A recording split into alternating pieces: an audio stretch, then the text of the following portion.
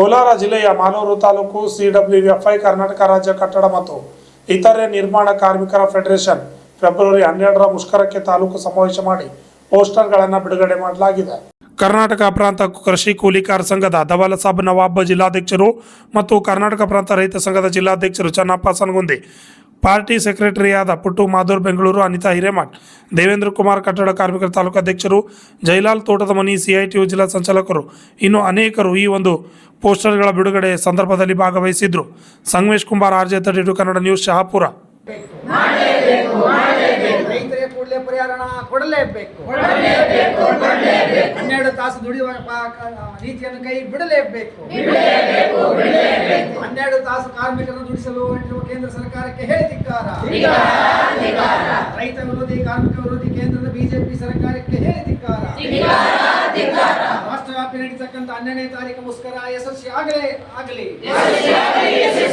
12ನೇ ತಾರೀಕಿನ ಮುಷ್ಕರಕ್ಕೆ ಜಯವಾಗಲಿ. ರೈತರ ಬೇಡಿಕೆಗಳು ಈಡೇರಲೇಬೇಕು. ಕಾರ್ಮಿಕರ ಬೇಡಿಕೆಗಳು ಈಡೇರಲೇಬೇಕು. ಕಾರ್ಮಿಕರನ್ನು ಕಾಯಂ ಮಾಡಲೇಬೇಕು. ಗುತ್ತಿಗೆ ಪದ್ಧತಿ ಕೈ ಬಿಡಲೇಬೇಕು. ಶೋಷಣೆ ನಿಲ್ಲಲೇಬೇಕು. ಇನ್ಕಿಲಾಬ್ ಜಿಂದಾಬಾದ್. ರೈತ ಕಾರ್ಮಿಕರ ಜಂಟಿ ಹೋರಾಟಕ್ಕೆ ಜಯವಾಗಲಿ. SKU ಚಳವಳಿಗೆ ಜಯವಾಗಲಿ. ACTU ಸಂಘಟನೆ ಹೋರಾಟ ಯಶಸ್ವಿಗೊಳಿಸಿ. 12ನೇ ಫೆಬ್ರವರಿಯನ್ನು ನಡೀತಕ್ಕಂಥ ಮುಷ್ಕರ ಯಶಸ್ವಿಗೊಳಿಸಿ. ಕಾರ್ಮಿಕ ವಿರೋಧಿ ನೀತಿಯನ್ನ ಹಿಮ್ಮೆಟ್ಟಿಸಿ. ಉದ್ಯೋಗ ಖಾತ್ರಿ ಬೇಕೇ ಬೇಕು. ಜಿ ಕಾಯ್ದೆ ಬೇಡವೇ ಬೇಡ. ಜಿ ಕಾಯ್ದೆ ಬೇಡವೇ ಬೇಡ.